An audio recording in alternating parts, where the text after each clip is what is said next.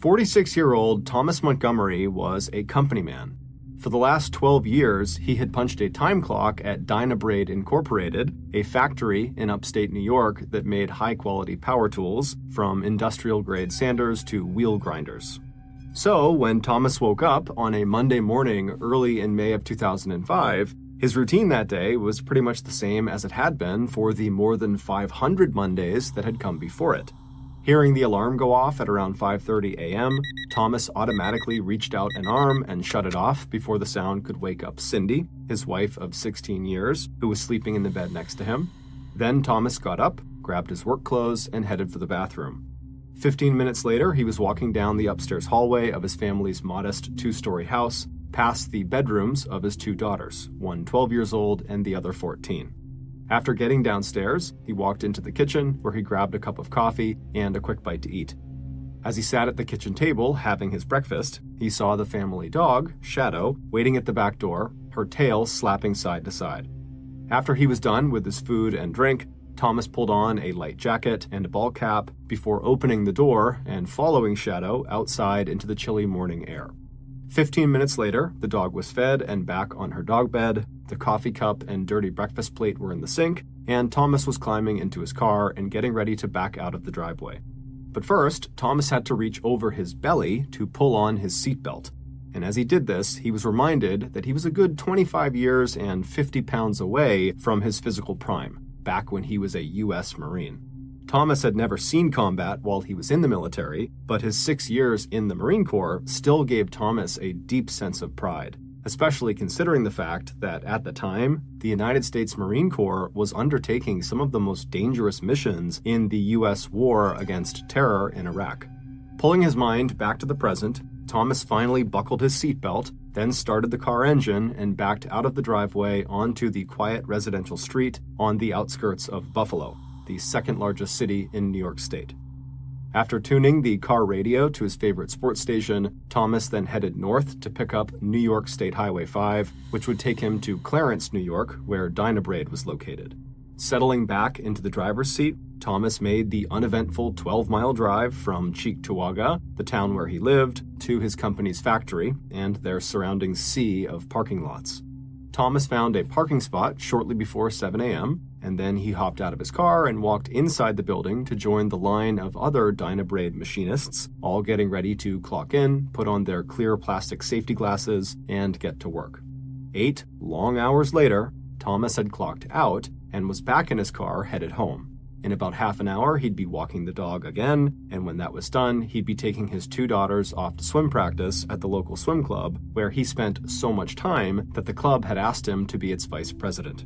But as Thomas made the 20-minute drive back home, his thoughts had skipped ahead from swim practice and then dinner to how he planned to spend that evening. For years, Thomas had lived for his Friday nights. That was when he and some buddies from work got together to play poker.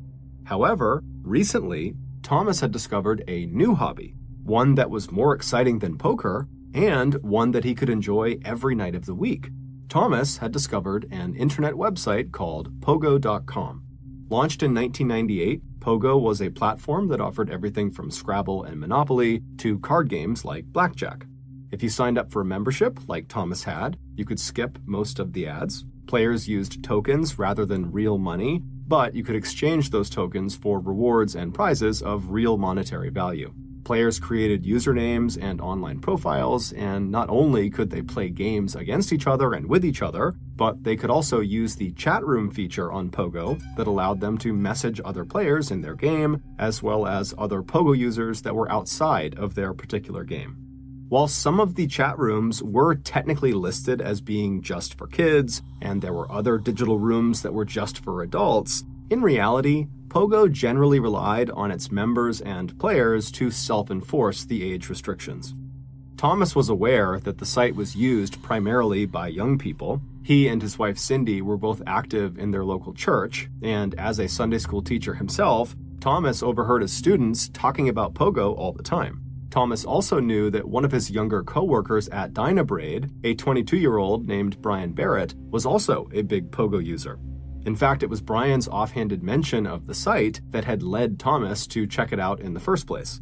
But after Thomas signed up for the site, and he saw how much fun it was to get to play cards every night, he quickly stopped caring about the fact that he was likely one of the oldest people on there. In fact, he didn't even think about it. He hopped into different games and chat rooms without so much as looking at the age restrictions on them.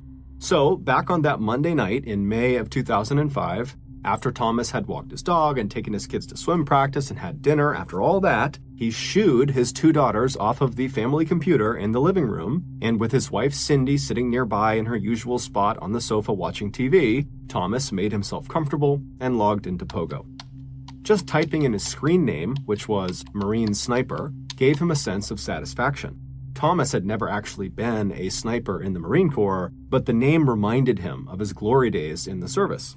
Usually, on Pogo, Thomas would just go straight to the Texas Hold'em poker rooms, but tonight he decided to play a little blackjack. But Thomas had hardly started looking at his first hand when he heard a ping and saw he'd gotten a direct message from another player with the screen name Tall Hot Blonde. Her private message just said to him, "You're in the wrong room. This room is for kids." Thomas had a moment of panic. He hadn't checked to see whether this chat room/game room was for kids or adults, and suddenly he wondered what would happen to him if it was revealed that he was a 40-something-year-old man playing with kids. Would he be kicked off of Pogo? Thomas did not want that to happen. Thomas loved Pogo. Playing these online card games and chatting with random strangers in the chat rooms had become an escape from the daily drudgery of his job and his routine. It also took his mind off the fact that in the last year or so, he'd had more and more problems with impotence, and that had put a strain on his marriage. His wife, Cindy, wanted to talk to him about it and spend more time together. Thomas, on the other hand, wanted to just ignore it and be left alone. So it didn't take Thomas long to decide how he was going to respond to Tall Hot Blonde's message. A second later, Thomas, aka Marine Sniper, wrote back, "Don't worry, I'm 18 years old. What about you? How old are you?" While Tall Hot Blonde didn't tell Marine Sniper her real name, she did tell him that she was a 17-year-old high school senior who lived in Western Virginia. She liked sports, and she played on her school's softball and basketball teams, and she wasn't sure yet what she was going to do after high school. "And what about him?" she typed. "Are you really a sniper?" Sitting there in front of the computer screen, Thomas felt a sudden, intense rush of excitement. The question had given him a very unexpected thrill.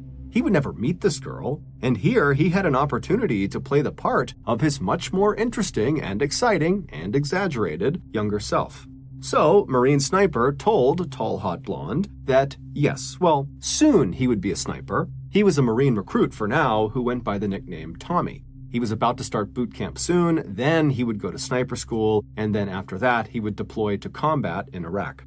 By the time Thomas had shut down his computer 2 hours later, Tall Hot Blonde had sent him pictures of herself wearing a small yellow bikini that showed off both her curves and her flat belly. She'd eventually told him that her real name was Jessica, but she went by Jessie, spelled Jessi.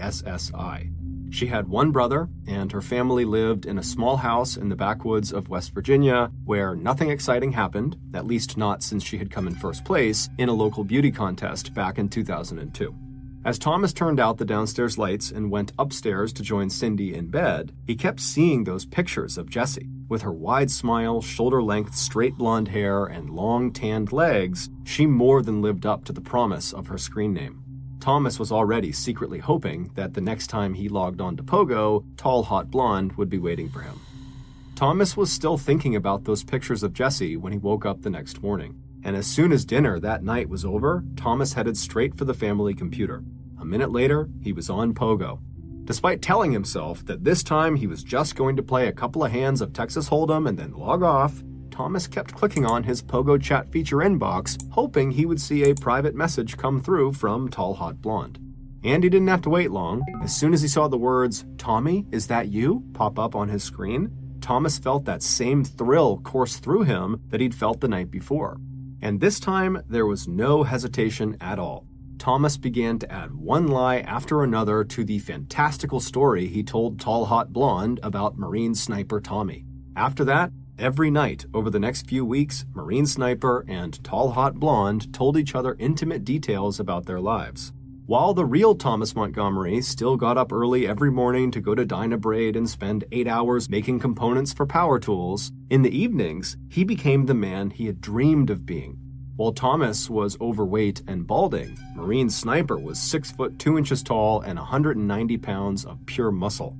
While Thomas came home after work and walked the family dog and took his daughters to swim practice, Marine Sniper had the broad shoulders that Jessie had said she liked, along with a black belt in karate. While Thomas wore glasses and covered his bald spot with a ball cap, Marine Sniper looked a lot like a younger red-haired version of Hollywood heartthrob Harrison Ford. Soon, Jessie and Tommy had moved off of the Pogo chat feature and had started emailing each other and using Yahoo's instant messaging feature. Jessie's instant messenger name was Peaches0617, while Thomas went by Tommy Loves WV Fox. WV Fox stood for West Virginia Fox, clearly an allusion to Jessie. When Jessie finally asked Tommy to send her a picture, Thomas sent the headshot of himself that was taken almost 30 years earlier when he had graduated from boot camp. Even though it seemed fairly obvious that his picture was very out of date, Jessie didn't care. She was totally infatuated, and her fascination only grew as Thomas started concocting a tragic and hard-luck backstory for Tommy that would make Jessie feel protective and sympathetic. According to Thomas, Tommy's father had also been a Marine, Tommy's mother had died of cancer, and that had been such a terrible blow that Tommy's life had gone completely off the rails. In fact, his decision to join the Marines and become a sniper was so he could finally just make a fresh start with his life after a high school cheerleader had threatened to ruin his life by accusing him of rape. When Thomas told Jessie that before meeting her online, his plan had been to commit suicide in Iraq, Jessie had begged Tommy to stay alive for her sake. Jessie worried endlessly about Tommy's safety, and she told him again and again that despite whatever mistakes he had made in the past, she was proud of him and would always stand by him. After reading that, Tommy told Jessie that the Marine motto, Semper Fidelis, which means always faithful, should be their motto too. Over the next 6 months, both Thomas and Jessie would become completely obsessed with their relationship, to the point where it was the only thing either of them ever thought about. Unlike 46-year-old Thomas, who struggled with impotence, 18-year-old Marine Sniper told Jessie that he had 9 inches worth of endowment. Meanwhile, Jessie sent Tommy dozens of pictures of herself. However, none of them were her in the nude. She was always wearing clothes or a bathing suit. But to Thomas, the hours he spent wondering what was under those bathing suits made her photos even more enticing. There was one picture in particular, the camera peeking up under her miniskirt from behind, that really stirred Thomas's imagination. Within weeks of meeting each other, Thomas and Jessie were having virtual sex every night, and Jessie was telling Tommy that she loved him. Whenever Thomas's wife, Cindy, walked over to him and asked what he was doing on the computer, Thomas would immediately click out of the chat and insist that he was just playing online card games. And because Cindy was always asleep by the time Thomas eventually came to bed, she wasn't aware of the fact that Thomas was routinely staying up until 2 or 3 in the morning, telling Jessie all about what his, quote, snake would like to do to his, quote, foxy lady down there in West Virginia. And when Cindy did try to talk with Thomas about spending more time together, one of the remedies that their minister had suggested when they sought help for Thomas's impotence, Thomas told her that it was her nagging and her criticism of him that had led to his impotence problem in the first place, and so he didn't want to spend more time with her. He wanted to spend less time with her. Shortly after Marine Sniper and Tall Hot Blonde's online relationship had become very sexual, Thomas informed her that he had graduated from Marine boot camp and was now on active duty, and before long he would be shipping out to Iraq. This is when Thomas introduced to Jessie his totally made-up father and former Marine, Tom Sr. His role would be crucial to keeping the Marine Sniper fantasy alive. With the creation of Tom Sr., Thomas would be able to keep his daily connection to Jessie, who would be able to chat with Tom Sr. whenever Tommy was busy being an active duty Marine. And Tom Sr. would be able to pass her messages along to his son when Tommy eventually deployed to Iraq. In addition to speaking with Jesse every day online, either as Marine Sniper or through Marine Sniper's dad, Tom Sr., real-life Thomas also started calling 17-year-old Jesse every day of the week as he drove to and from his job at Dynabrade, claiming that those were the only times he was off duty from being a Marine. But even this added layer of connection to Jesse wasn't enough for Thomas, and in time, Thomas started to act very jealous. Whenever he noticed a new friend added to Jesse's MySpace page, MySpace was a very early social media platform, or saw that she was chatting with other people online in the public Pogo chat rooms, Thomas instantly suspected she had other boyfriends and therefore was cheating on him. And it was true that Tall Hot Blonde had become an accomplished cyber flirt and seemed to enjoy the power she had over Marine Sniper, who showed absolutely no interest in any other girls. Tall Hot Blonde and Marine Sniper had their first lover's quarrel when Thomas became convinced that Jesse was sending pictures of herself to other internet admirers. Jesse did not deny the accusation. However, she told Marine Sniper that she was devastated by what he was claiming. And so, to make Tommy feel better, she sent him a pair of her red G-string panties along with a silver Key to My Heart keychain. She sent the package to Thomas's real address. He had said that that was where his father lived and that he could forward any mail he got to Tommy wherever he was in the world. When Tommy received the panties, he forgave Jesse. However, his dad, Tom Sr., did not. Shortly after the panties arrived, Thomas, writing as Marine Sniper's father, Tom Sr., would send the 17-year-old girl a crude message calling her a bitch and accusing her of lying and trying to hurt his son. One evening, just before Christmas in December of 2005, so 7 months after first meeting Jesse on Pogo.com, Thomas once again chased his daughters off of the family computer and sat down to log into his Yahoo Instant Message account. For weeks leading up to that night, Thomas had begun talking incessantly to his coworkers at Dynabrade about how he was going to leave his wife, Cindy, and go to West Virginia to be with this new woman who had come into his life. 22-year-old Brian Barrett, who was the coworker who Thomas had overheard talking about having a Pogo account, wasn't really surprised to hear what Thomas was talking about. Brian had heard lots of the old-timers at Dynabrade going on and on about their big plans for escaping their lives. But Brian and the rest of Thomas's coworkers had no idea that Thomas's mystery woman was actually just a 17-year-old girl. As Thomas's instant messenger account loaded up on the computer, he glanced over at Cindy, who was in her usual place on the sofa watching TV. He barely noticed all of the Christmas decorations that his wife and his daughters had put up all over the living room that day. Because the only thing on Thomas's mind at that moment was what he was about to ask Jesse.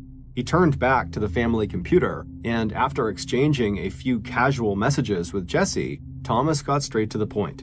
He told her that Tommy didn't know if he was going to make it out of Iraq alive. But before he shipped out, he wanted to marry Jesse. And would she have him? Jesse's answer came right away. Oh my God, yes, yes, she would marry her sweet, sexy Marine. The next night, when Thomas logged into his instant messenger account again, he saw excited messages from Jesse telling Marine Sniper that she was already planning their first night in bed together. It would be her first time, she told him, but she was more excited than nervous. She also told Thomas that from now on, even before they officially got married, she'd be referring to herself as Jessica Blair Montgomery. Days later, another package of Jesse's panties arrived at the Montgomery house, and along with them was a set of engraved dog tags that read Tom and Jesse, always and forever. Rationally speaking, Thomas knew that there was no way he could ever marry 17-year-old Jesse. But at the same time, he just could not accept that at some point he would have to give up not just Jesse, but Tommy, the Marine Sniper. And so, at some point, shortly after asking her to marry him, Thomas made up his mind. He decided he would find a way to marry Jesse and have a real life with her outside of the internet. And to do that, he needed to become 18-year-old Marine Sniper Tommy. And so, on January 2nd, 2006, while he was on a break at Dynabrade, he pulled out a piece of stationery with the company logo at the top and wrote a letter that was part New Year's resolution and part manifesto describing this vision he had for the future.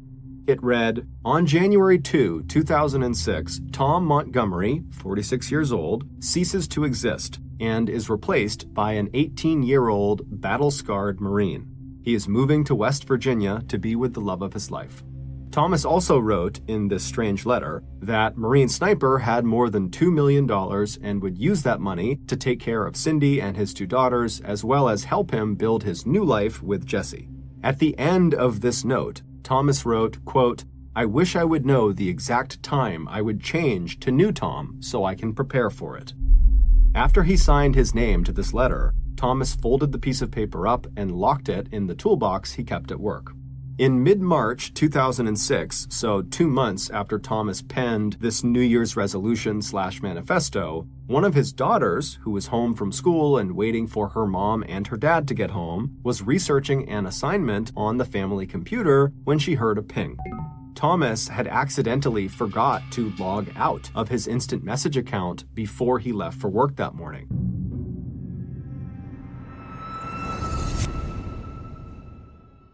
Okay, back to the story.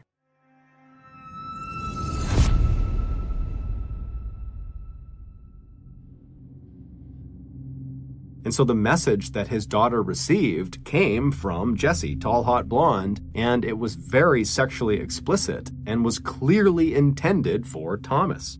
Thomas's daughter stared at the message, shocked. Could it really be for her father?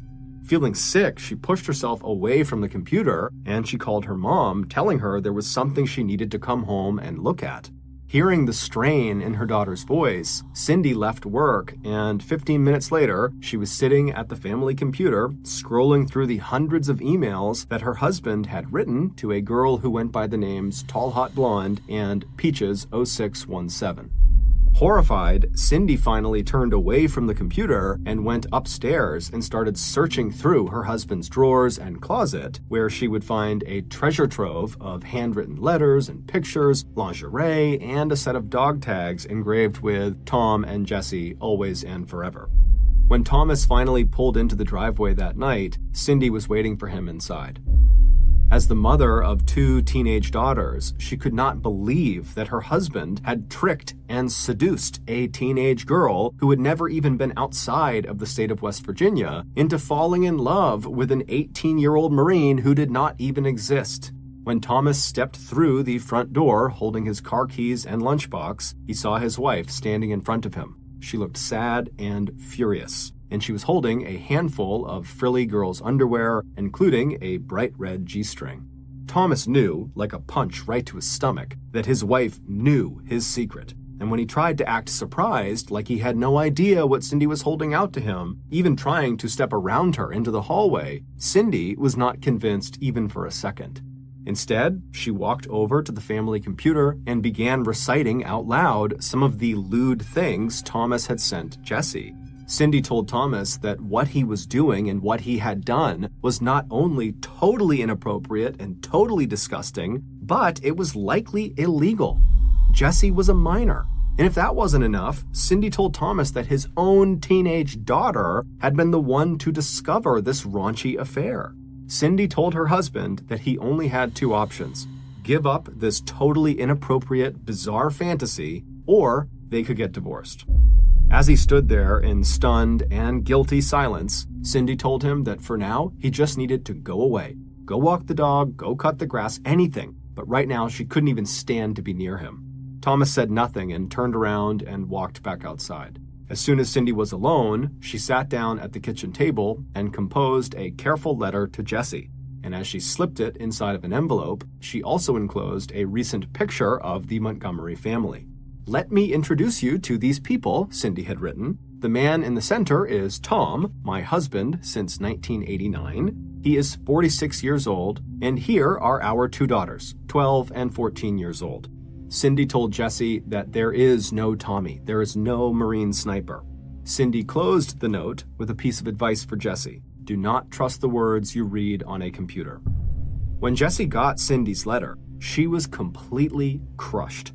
Before breaking off all contact with the 46-year-old man she now knew had been posing as Marine Sniper, she sent Thomas a series of furious and hurt messages asking him how he could have done this to her and telling him he should have to go to jail for what he had done.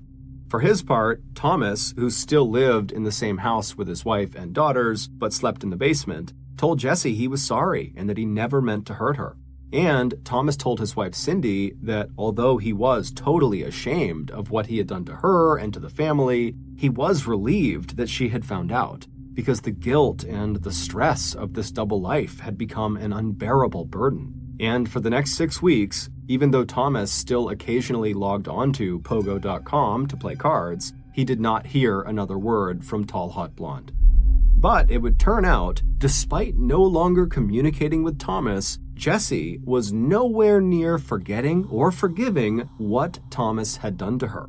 She also began to wonder if maybe the letter she had received from Cindy was a trick.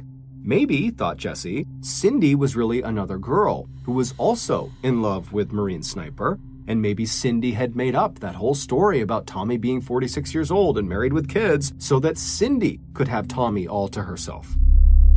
Within 2 weeks of getting Cindy's letter and the picture of the Montgomery family, Jesse was back on Pogo, but this time she was looking for friends of Marine Sniper who could tell her the truth about him.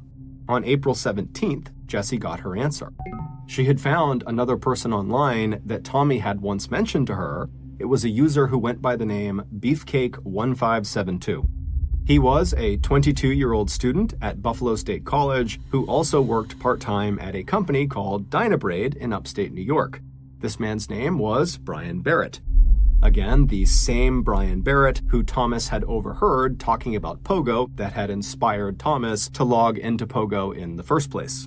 And it didn't take much time in a private chat room for Tall Hot Blonde and Beefcake to put together all the pieces of the puzzle.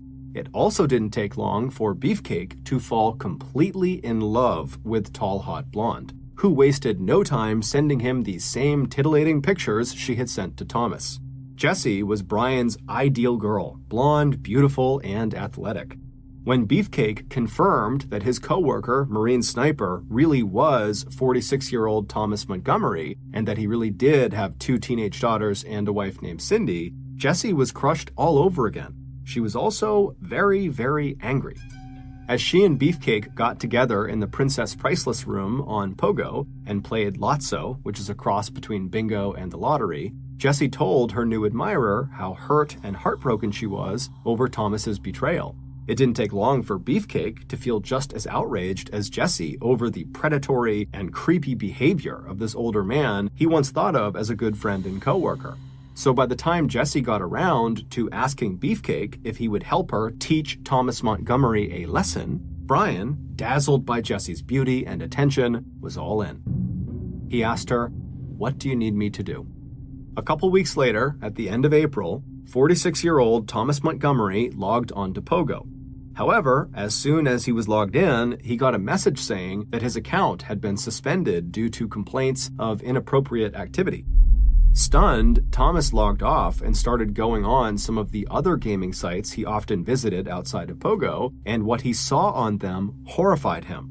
On each of these other sites were forums where members of the site could post questions or offer insights or whatever they wanted to talk about, and then other people on the site could click on those individual posts and they could comment and interact with them. And when Thomas logged into each of these other gaming sites, the forum page where all these different topics are listed was the first thing he saw. And immediately, he saw his real name in several of these posts. And when he clicked on them, he saw the posts were all about how he was this 46-year-old predator and pedophile who posed as this Marine Sniper. When Thomas checked to see who had written these posts, his heart sunk. They were all from either Tall Hot Blonde or Beefcake1572, who he instantly recognized as his coworker, Brian. Meanwhile, Jessie and Brian became closer and closer. When Jessie suggested to Brian that he tell his coworkers at Dynabraid what Thomas had done, Brian didn't waste any time. He asked Thomas's coworkers if they remembered all that talk from Thomas about him leaving his wife Cindy and moving to West Virginia to be with this new mystery woman he had met. Then Brian put out the word that the mystery woman was really a 17-year-old girl that Thomas had met online by posing as an 18-year-old Marine sniper. It didn't take long for Thomas to start seeing the dirty looks and hearing the nasty comments all around work. He was now sure that half the people at his office thought he was a loser and a predator, and parents no longer wanted him to be around their kids. Also, Brian outright told Thomas that he and Jesse were now an item, and that every time they interacted, things got hot and heavy. At home, banished to the basement and now using his own computer, Thomas sent Jesse an instant message that hinted at suicide. It said, "You can say goodbye forever to me and Tommy." At first, Jesse was glad to see the damage her revenge campaign was doing to Thomas, and it was clear that Brian was also getting a thrill out of it as well. But eventually, Jesse started to feel bad about what was happening, and in a series of text messages that started a few weeks after she and Brian had begun publicly shaming Thomas, Jesse was back in touch with Thomas, telling him how much she missed her Tommy, and that Thomas was all she had left of her, quote, sweet, sexy Marine. Maybe, she told Thomas, they could just be friends, and together they could keep the memory of Marine sniper Tommy and the passion they had shared alive. But despite Thomas agreeing to this just be friends arrangement, his relationship with Jesse pretty much immediately became very sexual and intimate again, except now it was not just Thomas and Jesse, it was Thomas, Jesse, and Brian. Despite Jesse's promise to Thomas that she would end her relationship with Brian, she didn't, and instead she began going back and forth between the two men. And so in time, the hours that she and Thomas would spend messaging each other late into the night and early morning veered crazily between declarations of love and jealous outbursts from Thomas, who kept seeing Brian's username pop up alongside Tall Hot Blonde on Pogo, other gaming sites, and on Jesse's MySpace page. Meanwhile, the tension between Thomas and Brian when they were at Dynabraid together was palpable. Thomas was furious with Brian, not only for interfering with his relationship with Jesse, but for also very publicly humiliating him. And Brian, who had developed real feelings for Jesse, had become furious with Thomas and felt like he really was a predator and a pedophile and should just go away.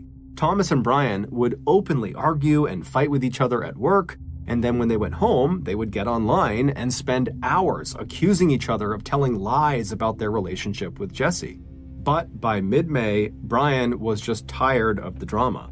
And so he told Thomas that he was just going to go to West Virginia and he was going to see Jesse in person and likely become intimate with her in person, and then she would be all his. Even though Jesse told Brian, no, do not make a trip to West Virginia, the damage to Thomas was done.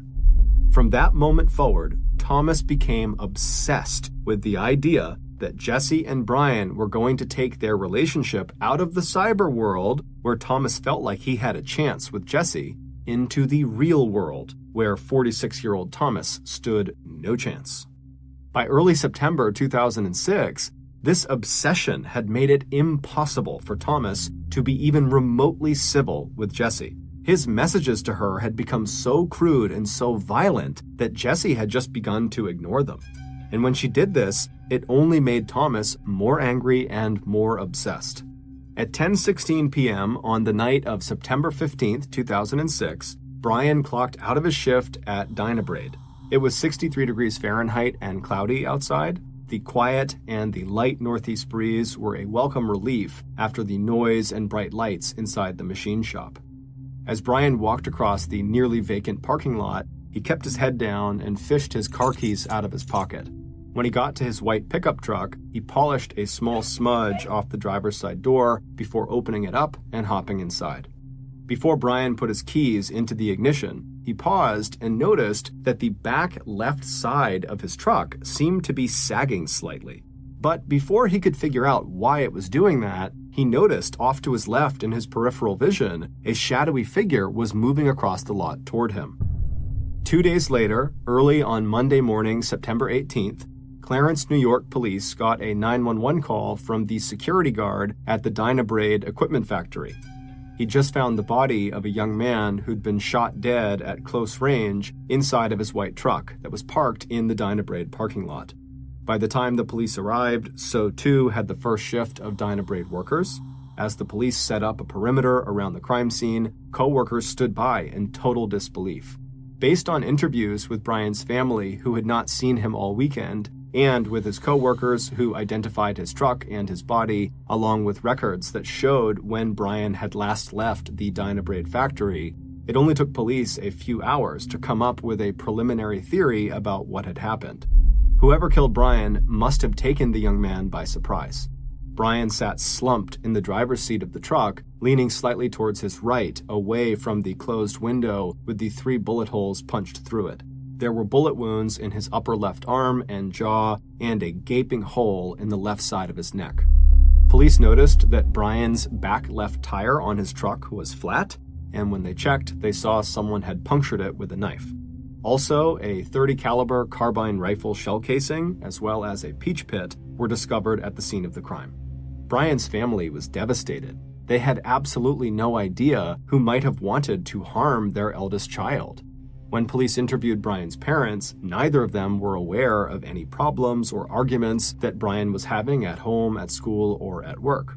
But once police began interviewing Brian's co-workers at Dynabrade that Monday morning, they heard a very different story. It seemed to be common knowledge that Brian had had a serious falling out with a co-worker who had been acting more and more erratically in recent weeks. That co-worker's name was Thomas Montgomery, and it seemed like the two men had both been involved in an online relationship with the same woman, except she wasn't really a woman, she was actually a 17-year-old girl. Unable to locate Thomas, police were concerned, if he really was the killer, that Jessie, the 17-year-old girl, could be in danger. So, police in New York went through Brian's cell phone and found contact information for Jessie, and then contacted authorities in Oak Hill, West Virginia, and asked them to do a welfare check on the girl. But before the West Virginia police could conduct that check, detectives in New York got in touch with Thomas and pulled him in for questioning. Thomas denied that he had anything to do with Brian's murder, saying that he had been at a local restaurant the night before and had arrived home sometime between maybe 10 or 10:10 p.m., which meant he would have been home when Brian was still alive and inside the Dynabrade factory. Thomas would admit to police that yes, he and Brian both did meet the same girl online, Jessie, and they had been squabbling over her. But Thomas said he would never hurt Brian. But it wasn't until investigators in New York heard back from police in West Virginia and tracked down additional cell phone data and spoke with Cindy Montgomery that they were able to piece together who had really killed Brian and why. At 1:33 a.m. on September 13th, 2006, so 2 days before Brian was killed, Jessie heard the ping of an incoming instant message. When she looked at her computer screen, she saw that it was from Thomas. It said, "You're a whore, and that's all you ever will be." For weeks, ever since Brian had told Thomas that he planned to drive to West Virginia to see Jessie in person, Thomas's messages to Jessie had become extremely abusive. Jessie had tried to calm him down, to get him to become, once again, her sweet, sexy Marine sniper named Tommy, but it just wasn't working. And so now, seeing this new message come across, Jessie took up a new strategy. She began ignoring him.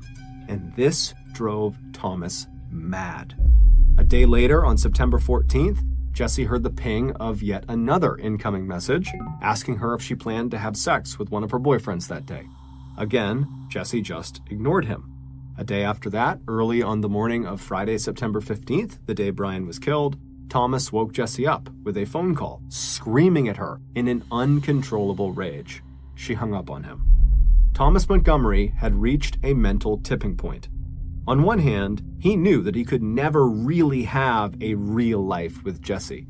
He also knew that his jealousy and rage were getting out of control. But the same part of him that had written out that New Year's resolution/manifesto back on January 2nd, 2006, felt that he still possessed somewhere inside the young Marine sniper whom Jessie had loved and who represented to Thomas the best version of himself. And so on September 15th, after screaming at Jesse on the phone and hearing the click as she hung up on him, Thomas made up his mind. He had waited long enough for his transformation from middle-aged machinist with a wife and 2 daughters into that battle-hardened Marine sniper who could and would defend what was his. That evening, Thomas told his wife, Cindy, that he was going to go out to dinner by himself. Once outside in his car, he looked in the back seat to make sure his supplies were all there. Then he turned on his car and drove to a fast food place near Dynabraid. After eating, Thomas left the restaurant and drove the short distance to Dynabraid. Entering the parking lot behind the factory, Thomas chose a parking space that was far away from the door where he knew Brian would exit. After his car was parked, Thomas climbed out of his vehicle. He was glad it was cloudy, and he was glad that the parking lot where he now stood was almost empty except for Brian's white pickup truck. Thomas finally finished eating his peach and dropped the pit onto the parking lot pavement. Now, as a Marine sniper, Thomas had to get the timing of this mission exactly right. He needed to get close enough to the truck to take his kill shots before Brian had a chance to drive away, but he also had to let Brian get into the truck without giving away his own position. And on his way in for the kill, he needed to make a silent puncture with his knife in the back left tire. This was his insurance policy. In case Brian did see him, it would make it very difficult for him to escape. Just after 10:16 p.m., the factory door opened and Brian walked outside into the parking lot. Brian didn't even look up as he walked towards his truck. To Thomas, what he was about to do almost seemed too easy. As soon as Brian had climbed into the truck and closed the driver's side door, Thomas was there like a shadow. And a second later, he had fired 3 shots through the closed window. Even through the blood spatter on the inside of the car window, he saw the massive hole in Brian's neck and knew that he was dead or was definitely going to die. Backing away from the truck, Thomas quickly returned to his own car, not realizing that he had dropped one of his shell casings. On his drive back to his house, Brian hoped his wife and daughters would be asleep. That way no one could contradict him when he said he'd gotten home that night before Brian had actually left the factory. But when police did interview Cindy a few days later, she would tell them that it was her recollection that her husband had not arrived home on the night of Brian's murder before 10:16 p.m. Cindy estimated that it was closer to 10:45 p.m. or later. And when police arrived at Dynabraid to question Thomas, he made a remark that instantly connected him in the minds of investigators to the peach pit they had found at the scene of Brian's murder. Thomas asked police if they could wait just a minute before questioning him so he could get the peaches he'd brought in for lunch out of his car so they wouldn't spoil in the sun. Although Thomas refused to give police a DNA sample, the police were able to pick up his DNA from a can of soda, and they found that it matched the DNA on the peach pit they'd found at the murder scene. A search of Thomas's house did not turn up a .30 caliber carbine rifle, but it did turn up an old photo of Thomas's gun cabinet that contained the exact same gun. Thomas's computer told investigators the rest of the story. In thousands of messages and emails to Jesse and Brian, coupled with his collection of Jesse's lingerie and other gifts, Thomas detailed his obsession with Jesse and his jealousy and growing hatred for Brian. Later, police would also discover the letter that Thomas had written that he kept locked in his toolkit at work. It was his New Year's resolution/manifesto that described wanting to leave 46-year-old Thomas Montgomery behind and become instead his 18-year-old alter ego, Marine sniper Tommy. On November 27, 2006, 2 months after Brian's death, police arrested Thomas and charged him with murder. And it was at this time that Thomas learned he was not the only person pretending to be someone else online. When West Virginia law enforcement arrived at Jessie's house to do that welfare check on her, her mother arrived at the door. When police told her that her daughter, Jessie, was in danger following the murder of a man she had likely been involved with online, the woman was shocked and told them that Jessie was not home. When police told her that they really needed to get in touch with her immediately and go get her in their own vehicles if necessary, the mother suddenly broke down and started crying, and then told police that she really did have a daughter named Jessie. But that was not the Jessie they were looking for. She, the mother, a slightly overweight 46-year-old housewife with short brown hair, whose real name was Mary Sheeler, was the 17-year-old girl, tall, hot blonde. It would turn out, for more than 16 months, Mary Sheeler had used her daughter's real identity to enter into multiple online relationships with men, sending them, just as she had sent Thomas and Brian, hundreds of pictures of the real Jessie, her daughter. When investigators asked her why she did this, Mary said she had joined Pogo to relax and kill time. After that, she enjoyed the drama and power and attention she got from manipulating the emotions of her many online admirers, none of whom she loved. In fact, she told investigators she was happily married to her husband of 23 years and was very devoted to her daughter, who had no idea any of this was happening and was off at college. But all that would change when the real 18-year-old Jessie discovered her own pictures and name all over the internet, along with details of how her own mother used her identity as bait for a catfishing scheme that left one man dead, one in prison, and 2 families in ruins. When police arrived at the jail and showed Thomas Montgomery a picture of the real tall, hot blonde, 46-year-old Mary Sheeler, the color from his face drained. Then, without saying a word, he turned around and faced the wall. He would eventually plead guilty and would be sentenced to 20 years in prison. There were no charges that could be brought against Mary Sheeler for catfishing, but her husband would divorce her, and her daughter, Jessie, would sever all ties with her. On an afternoon in January of 2012, 56-year-old Jane Beshara and her husband Bob were standing in the front yard of their large 5-bedroom, 2-story home in Grosse Pointe Park, a wealthy suburb of Detroit, Michigan. Jane was tall, with short light brown hair, and she was wearing jeans, a sweater, and a black nylon jacket. The temperature was barely above 30 degrees Fahrenheit, but for people who had grown up in Michigan, like Jane and Bob, it didn't really feel that cold. And it wasn't snowing that day, so Jane thought it would be the perfect time to show Bob where she wanted to make some updates to the house and to the yard. So, the two of them walked around outside and talked about how they could make their home even more beautiful than it already was. Bob, or Big Bob, as he was known by most of their friends, was a huge 6'4" tall guy with broad shoulders and dark hair. And he made his living in real estate and property management, so he enjoyed figuring out ways to update houses and increase their worth, especially when it was his own personal home. Bob had grown up wealthy, but he'd always wanted to add to the money he'd inherited from his family. So he had started his own business, and now he collected rent on multiple properties in the area, including houses, apartments, and buildings with bars and restaurants inside of them. But it was Bob's height, not his money, that had first attracted Jane to him when they met at a party all the way back in 1983. Jane didn't think looks were the most important trait in a man, but she was tall, and she liked tall guys, so when she had seen Bob towering over everybody else around him, he caught her eye. But once Jane and Bob had started talking that night at the party and spending time together afterwards, their attraction went far beyond physical appearance. They discovered they had a lot in common. Jane and Bob were both devoutly religious. Jane volunteered at her church, and Bob served as a deacon in his congregation. And once they had started dating, they enjoyed going to church services together. And they were also both really driven. Bob had worked very hard to start and grow his business, and even at a young age, Jane had made her way up the corporate ladder to land a high-paying marketing position. But the biggest thing that had drawn them together when they were young was that they had both wanted to start a family. And so, after dating for about 2 years, Jane and Bob had gotten married, and not long after that, they had 2 kids, a son and then a daughter. And then Jane and Bob, along with their 2 kids, had moved into their dream home in Grosse Pointe Park.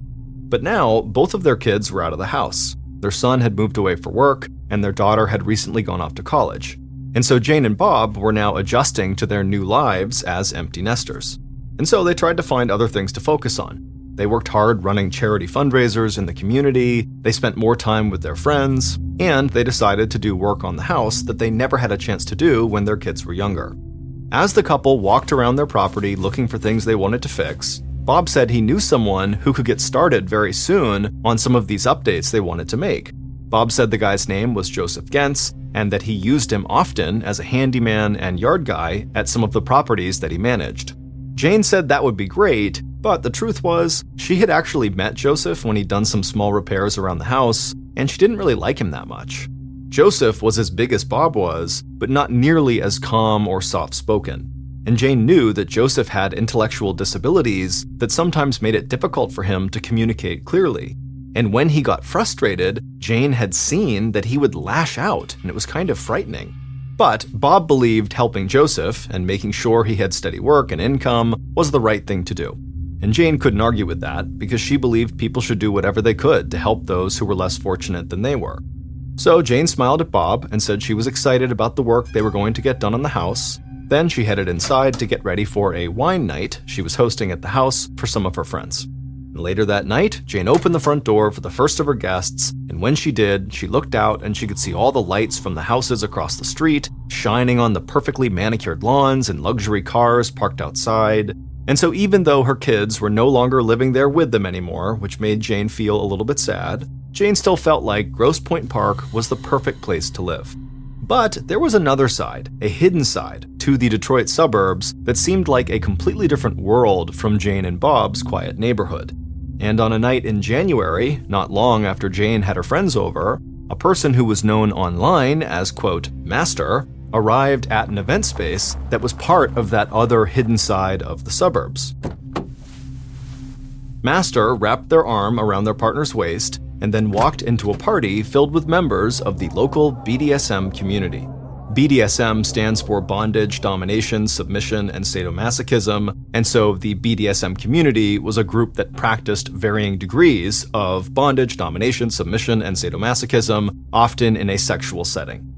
Master was well known in the BDSM community because they hosted small gatherings of their own at a nearby dungeon, a 2-room basement outfitted with a bed, whips, ropes, and other materials common to the BDSM scene. So, at the January party, Master and their partner made their way around the venue, said hello to the people they knew, and introduced themselves to people they hadn't met before. Loud music was playing and partygoers danced, drank, and talked. Some of the guests were dressed casually, almost like they'd come straight from work, but some were wearing head-to-toe leather, and others wore dog collars attached to leashes around their necks. And everybody, no matter what they were wearing, looked relaxed and like they were having a great time. Some people on the outside, who were aware of the BDSM community, thought this group was strange at best and dangerous at worst. But the truth was, most of the people at the party that night had healthy relationships, successful careers, and loving families. This was just one aspect of their lives that they had entered into happily and consensually. But Master was something different, and some members of the community, including some people at this party, wanted nothing to do with them. These people saw Master as someone who used the cover of BDSM to act out on their unchecked violent tendencies, and it would turn out those people were right. As Master walked through that party, they were totally preoccupied with violent thoughts. Because Master and their partner had big plans for the future. They wanted to invite a third person into their relationship who would live with them full-time in a brand new house they were going to buy. But Master knew doing something like that wasn't going to be easy. It would take work and a ton of money. And so, Master had recently decided that to achieve their goals for the future, they would have to kill someone. And they had already chosen a target. It was a person who lived a relatively quiet life in a beautiful home in a wealthy suburb. At about 4:45 p.m. on January 24th, 2012, a couple of weeks after that BDSM party had taken place, Jane drove down the street through her neighborhood in her black Mercedes-Benz SUV. And as she drove, she was smiling and chatting on the phone with her daughter. Then Jane pulled into her driveway and hit the garage door opener. She told her daughter she would call her back in a little while once she'd gotten settled and changed out of her work clothes. Then she told her daughter she loved her, said goodbye, and hung up the phone. Jane pulled the Mercedes into the garage and then closed the garage door behind her and then glanced at the clock on the dashboard. She knew Bob wouldn't be home for a few hours because he was meeting a potential client for a drink, so she figured she'd relax for a little while, maybe have something to eat, and then call her daughter back. Then Jane turned off the engine, stepped out of her car, but right away she heard something behind her. Jane turned around and immediately froze. Someone was in the garage with her. Jane shouted at them, and the person lunged at her and shoved her against the car door. But Jane pushed back and stumbled forward. She was confused and terrified, and she thought she was being robbed. Then the person in the garage grabbed Jane from behind, raised up their fist, and slammed it into the back of Jane's head. Jane fell forward and hit the ground hard. Her head was pounding, but she tried to pull herself up. But before Jane could move, she felt a sharp pain in her neck and throat, and she struggled to breathe, and then everything went black. A few hours later, Bob pulled into the driveway and opened the garage door, and the garage was empty. Bob parked his car, went inside the house, and walked across the first floor to the living room. He sat down on the couch and turned on the TV. Then he gave his wife a call, but Jane didn't answer. So he left a message letting her know he was home and that he was just checking in to see where she was and when she would be home. And then Bob hung up and watched some more TV. But after a couple of hours went by with no word from Jane, Bob started to worry, so he called her again. But she still didn't answer. So Bob called a few of Jane's friends to see if she was with them or if maybe they had seen her, but they told him that no, she was not with them and they didn't know where she was. And so, starting to panic, Bob started calling family members. And when he heard that Jane had told their daughter she was going to call her back but never did, Bob became very worried. So at around 11 p.m., 6 hours after Jane had pulled into her garage and been attacked by that stranger, Bob called 911 to report his wife was missing. But it had only been a few hours since someone had spoken to Jane, and Jane was an adult, so it was way too early to actually file a missing persons report. However, the officer told Bob that they would try to locate Jane to make sure everything was okay. And so Bob gave them Jane's description, along with Jane's phone number, and the make, model, and license plate number of Jane's car. But hours later, Bob still hadn't heard anything, so he called the police again. And they told him they still had not been able to find Jane, she wasn't picking up her phone, and they had not found her SUV. The police told Bob to stay calm, and they told him they would let him know if they learned anything new. But when Bob hung up, he couldn't calm down, and he ended up staying awake most of the night waiting to hear something. But by the time the sun rose on January 25th, Grosse Pointe Park police still had no idea where Jane Bashara was. On the morning of January 25th, about 9 hours after Bob had first called the police, a tow truck driver was cruising the streets in an old neighborhood in East Detroit. Over the years, this neighborhood had become a popular spot in the city for drug dealers to do business, and it was seen as a hub for heroin users in Detroit. Because of that, a lot of the houses in this area had been abandoned, and people also often abandoned cars in this part of the city. And that's why the tow truck driver had made it a point to drive through the neighborhood every once in a while. So the driver scanned the streets from his truck, looking for cars he might be able to tow, but nothing really jumped out at him. But then he turned onto a side street and he drove past an alley, and when he did, he slammed on his brakes. He looked out his window into the alley and was shocked at what he saw: a beautiful black Mercedes-Benz SUV. The tow truck driver was used to finding cars stranded in the area, but he never saw cars that cost as much money as the one he was looking at. So the tow truck driver pulled his truck into the alley and parked close behind the SUV. Then he grabbed a pad of paper and a pen, and he wrote down the license plate number. Then the tow truck driver called his boss and told him about this car, he gave him the license plate number, and then he asked if he could go ahead and tow the vehicle. But the tow truck driver was shocked when his boss abruptly shouted at him to stay right where he was and not do anything. The tow truck driver asked what was going on, and his boss said the cops were looking for that car, so he just needed to stay there and not touch the car. The driver said he understood and hung up. And then, minutes later, the tow truck driver heard police sirens blaring through the neighborhood, and soon his truck was blocked in the alley by multiple police cars.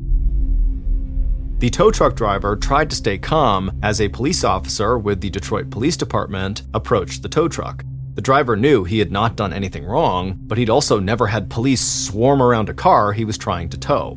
So the driver got out of his truck, he answered some basic questions from the cop, and said he'd been cruising around when he saw this car, and he made it clear that he had not done anything other than take down the license plate number and call it in to his boss. The police officer thanked the tow truck driver and then walked down the alley towards the Mercedes. Then the police officer leaned in close to the back window on the passenger side, and he shielded his eyes with his hands to cut down on the glare. And when he got a clear view of the back seat of this car, he immediately yelled out for the other police officers to come over and take a look. and soon after, they got the car door open and stared at the back seat in disbelief. There on the back seat was a badly bruised and beaten dead body. But the body looked like it had been posed. The victim was on their knees with their face down on the seat, and a black nylon jacket had been put on the body backwards, so it looked like the victim was wearing a straitjacket. Once the officers got over the initial shock of what they had found, they proceeded to search the entire car. And during this search, they found an open purse lying on the front passenger seat floorboard. The contents of the purse had spilled out, and they quickly found a checkbook, credit cards, and a driver's license. The victim in the back seat was Jane Bishara.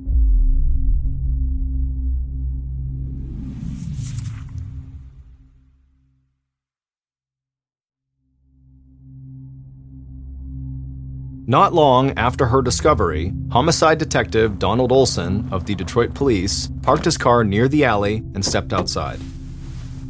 The cold weather, like most things, didn't really affect Olson. He had been a detective for a long time, and so he'd seen his share of horrible violence and strange cases all across Detroit. So, as he approached the officers who had first arrived on the scene, he didn't really expect to see or hear anything that would rattle him. But when Olson looked into the backseat of the Mercedes and saw Jane's body in that pose, he admitted he was shocked by it. And it wasn't just because of the pose Jane had been found in. Detective Olson just couldn't understand how a wealthy, middle-aged woman from Grosse Pointe Park had ended up dead in a neighborhood in East Detroit that was known for drug deals and heroin use. Soon after Olson's arrival, the alley was blocked off with crime scene tape and filled with police. Olson's initial take was that Jane's death had not been a part of a robbery because her credit cards and checkbook were left behind in clear view inside of her car. But Olson wanted to wait for more information before he started forming any theories. And so, as forensics experts took blood samples and fingerprints from Jane's car and her body, Olson stepped away and called the Grosse Pointe Park Police. And that police department was about as different from the Detroit police as possible. While Detroit cops had dealt with close to 400 reported homicide cases during the previous year, Grosse Pointe Park hadn't had a single reported homicide in about a decade. So when Olson called to tell them that Detroit police had found a murder victim who was a Grosse Pointe Park resident, the officer on the other line was stunned. Then Olson said they needed to inform the victim's husband, Bob Bishara. And Olson said he would drive out to Grosse Pointe Park to accompany the officer delivering the news to Bob's house. Olson knew the small suburban police department would not have dealt with a case like this before, so he wanted to be there when Jane's husband was given the news. Because Olson knew the first place to start with a homicide like this was almost always with the spouse, even if it was just to rule them out. So Olson got in his car and drove from the neighborhood in East Detroit where Jane had been found to Grosse Pointe Park. The drive only took him about 20 minutes, but as Olson looked out at the huge homes and the fancy cars lining the streets, he felt like he might as well have traveled to a different planet.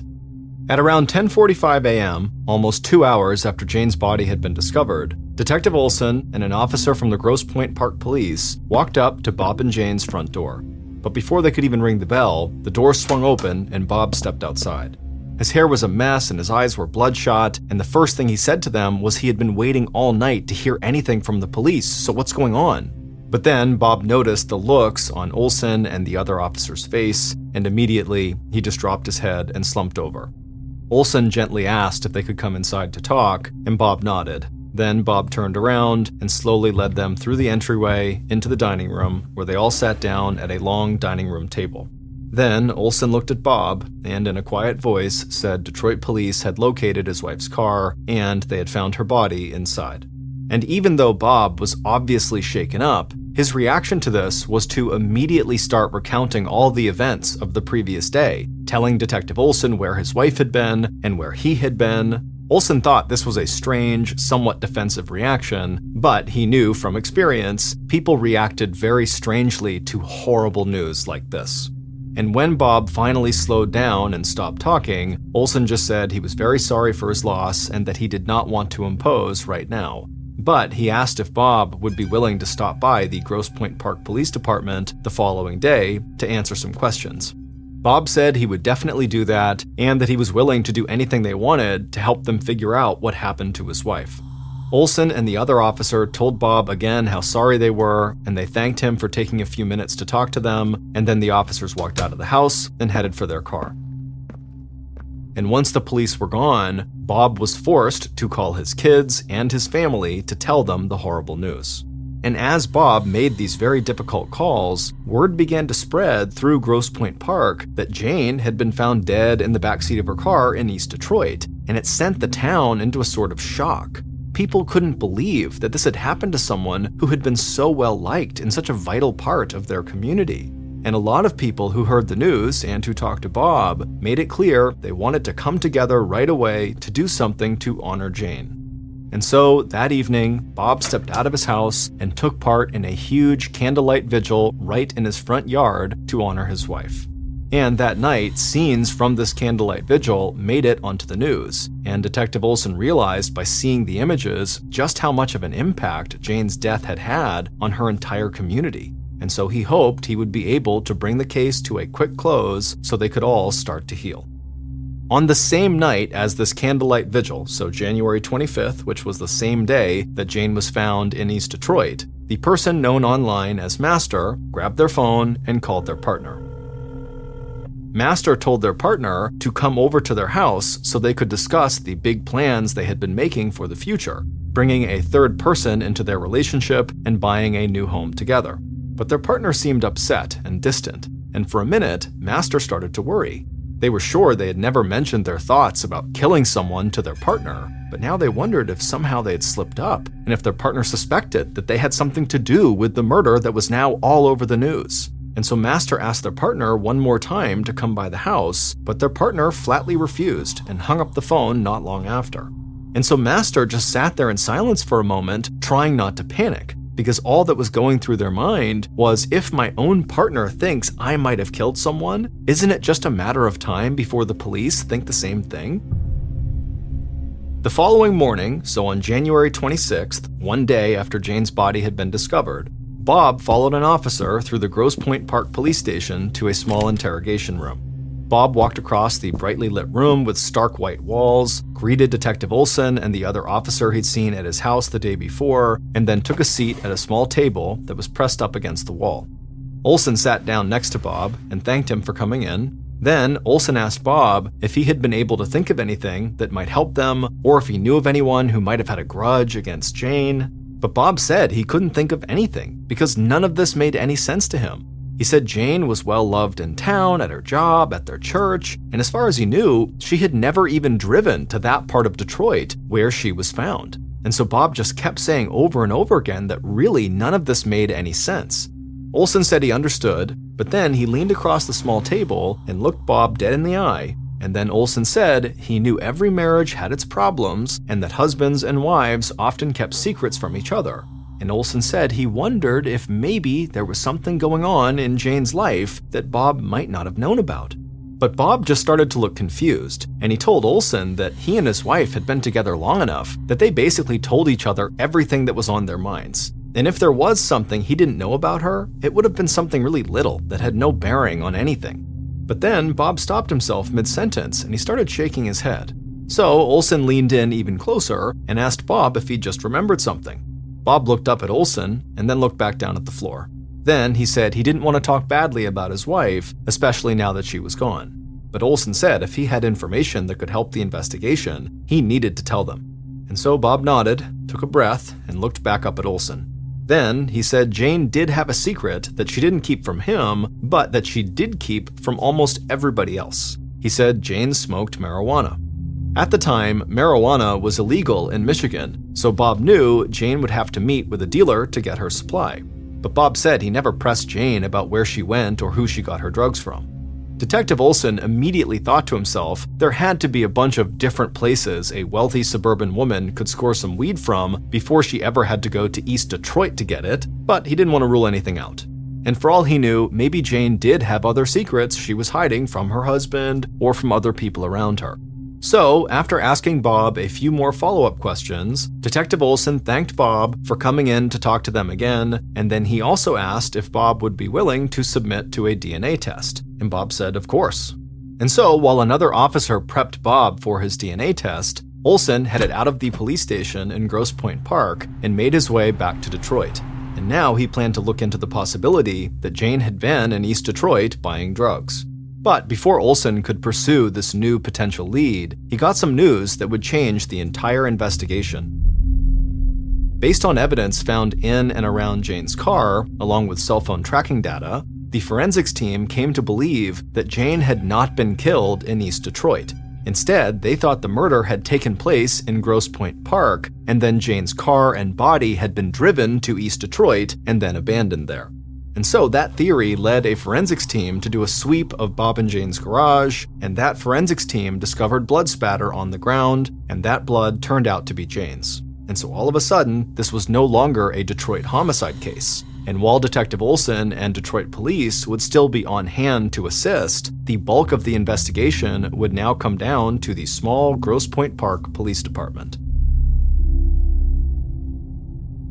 At about 4:30 a.m. on January 31st, 6 days after Jane's body had been discovered, an officer was working the late shift at the front desk in the Grosse Pointe Park Police Station. The investigation into Jane's murder had been in full swing for days, but things had been relatively quiet while investigators waited on more test results from Bob and Jane's garage. Then, suddenly, the officer at the front desk heard the station door open. He looked up and he saw this huge, hulking man walking towards him, acting kind of erratic. The man wore a suit, and he kept pulling at the jacket sleeves as he walked. Then the man stepped right up to the officer, said his name was Joseph Gentz, and that he was the man who killed Jane Bishara. At first, the officer just stared at Joseph. There were no detectives at the station that early in the morning, and he really didn't know how to handle something like this. But he pulled himself together and asked Joseph to give him his full name again.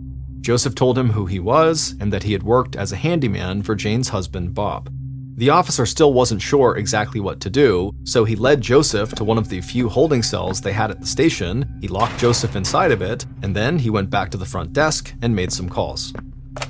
And that morning, Detective Mike Narduzzi of the Grosse Pointe Park Police woke up to the sound of his phone ringing.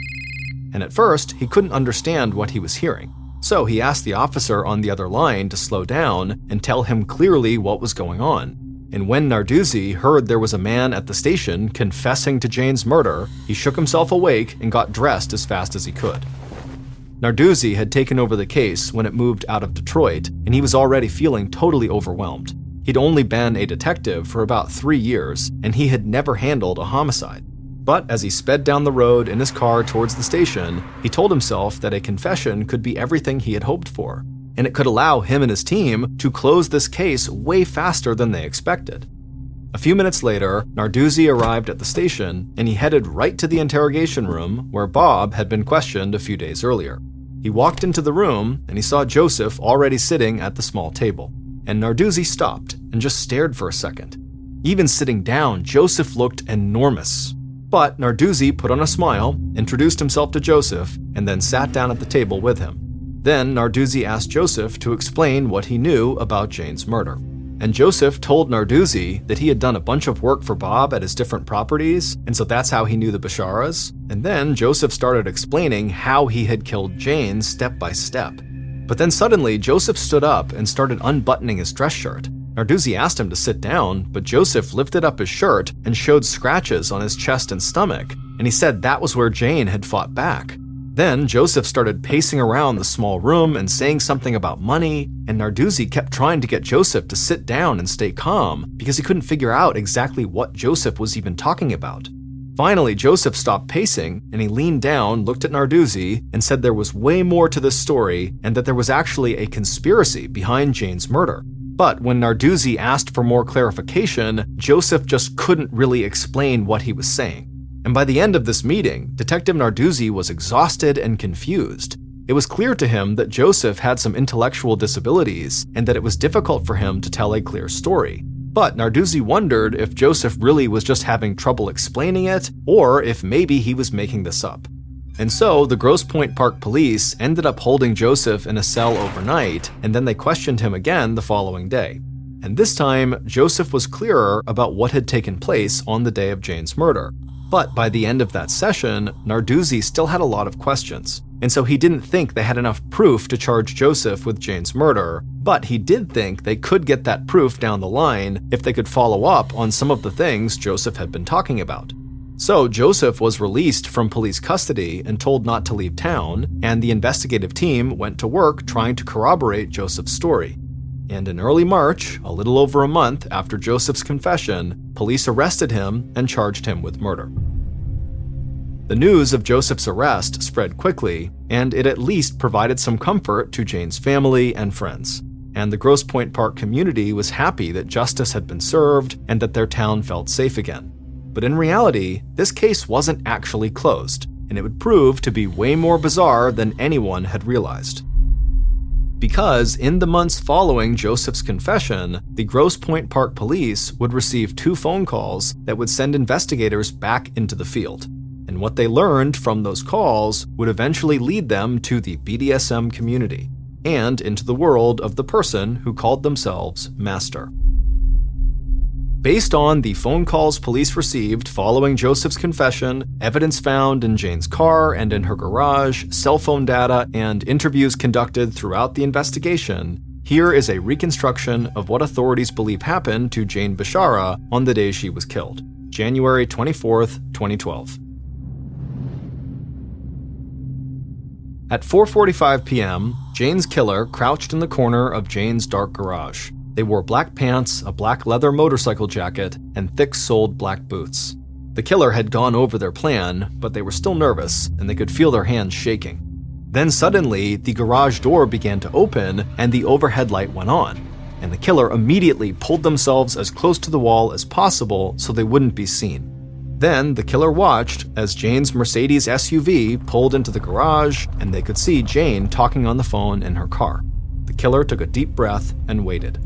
Jane hung up the phone, turned off the engine, grabbed her purse from the passenger seat, and stepped out of the car. But the killer didn't move because they weren't sure if they could go through with this. But then Jane turned around and she saw the killer and started shouting, and the killer panicked. So the killer stood up to their full huge height, they lunged out of the corner, grabbed Jane, and shoved her into the driver's side door. But Jane scratched as hard as she could at the killer's chest and managed to step away from the car, but then the killer grabbed her from behind and slammed their fist into the back of her head. Jane's purse dropped from her hand and she fell to the ground face first, and then she began pleading for help and trying to pull herself to safety. But the killer immediately dropped down to the ground right on top of Jane's back, and they wrapped their huge hands around her throat. Jane choked and struggled to breathe, and her feet started kicking wildly, and the killer could hear her shouting. Finally, the killer released their grip, and Jane's head hit the ground, and she lay there wheezing, trying to compose herself. Then the killer stood back up, raised their boot, and placed it on the back of Jane's neck and stomped. The killer heard a loud crack, and then afterward they slowly backed away from Jane's now dead body. The killer wanted to run, but then they heard a voice from the other corner of the garage, and the person who called themselves Master stepped into the light.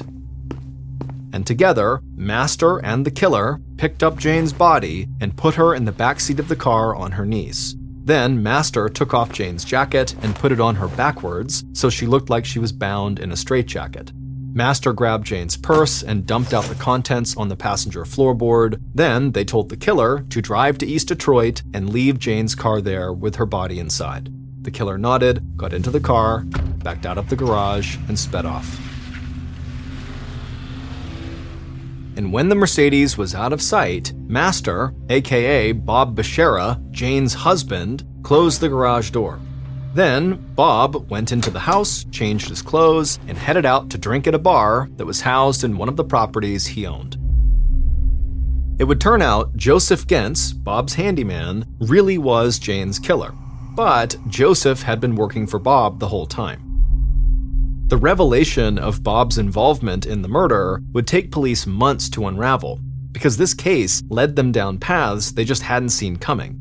And with each new piece of evidence, the case just seemed to get even stranger. Bob, aka Master, who was well known in the BDSM scene, had been planning to buy a new house for him and his partner, a woman he'd been having an affair with for years. and they were both eager to welcome a third person into their relationship who would live with them in this new house.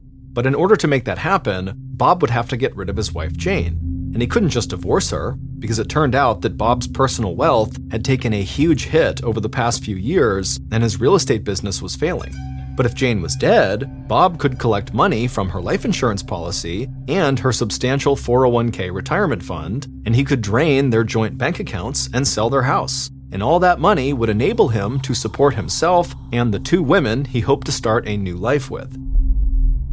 Joseph Gentz had brought up Bob's involvement in Jane's murder during his confession, and he had said Bob had paid him to kill Jane. But Joseph changed his story about Bob's role in the murder multiple times, so police didn't feel like they had enough evidence to initially charge Bob.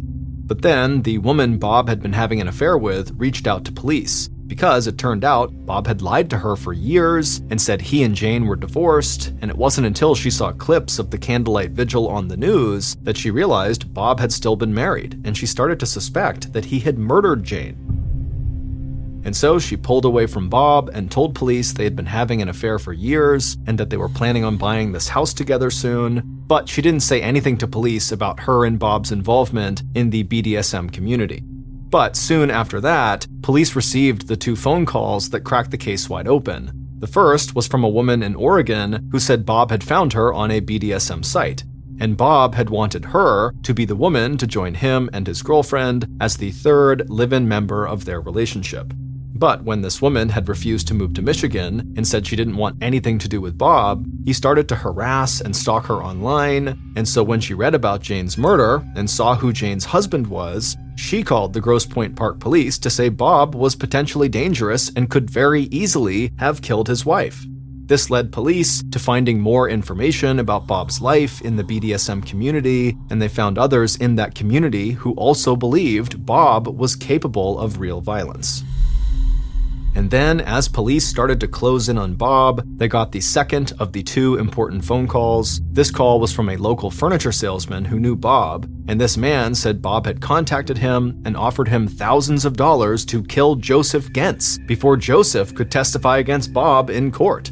And soon after they got that call, investigators convinced the furniture salesman to wear a wire so they could get proof of Bob offering to pay money for a hit on Joseph. The furniture salesman agreed, and Bob immediately fell into the trap, being caught on tape offering money to have Joseph murdered. And so, in late June of 2012, 5 months after Jane's murder, police finally had enough evidence to arrest and charge Bob for killing his wife. Joseph Gentz, the killer, was convicted of second-degree murder and sentenced to 17 to 28 years in prison with the possibility of parole in 2029. Bob Bashara was convicted of murder as well and sentenced to life in prison. He died behind bars in 2020 at the age of 62. It was December 1979, and a young woman named Rose Harmon shivered in the cold at a bus stop in Madison, Wisconsin. The ground was covered in icy gray slush, and the whipping wind chilled her to the bone. But still, Rose couldn't help feeling cheery.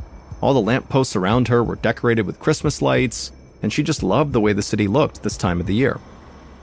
The 18-year-old high school student shifted her backpack from one shoulder to the other as her bus finally arrived at the stop. When the hydraulic doors opened, Rose stepped on board, and immediately it hit her how much warmer it was inside of the bus than it was outside, to the point where her cheeks flushed and she lowered the hood on her jacket. But as she walked towards the back of the bus, it just felt like the temperature inside the bus was only rising. Rose unbuttoned her parka, but it didn't help. She began sweating, and then suddenly Rose felt so overheated she could barely breathe. The edges of her vision went dark as she tried her best to gulp down air and get her coat off. She could hear people around her reacting to her strange, desperate behavior. Someone was telling the bus driver to pull over, call an ambulance.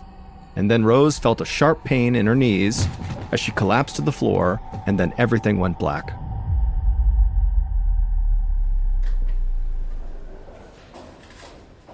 A few hours later, Dr. Russell Chesney made his way to the intensive care unit at the University of Wisconsin Medical Center.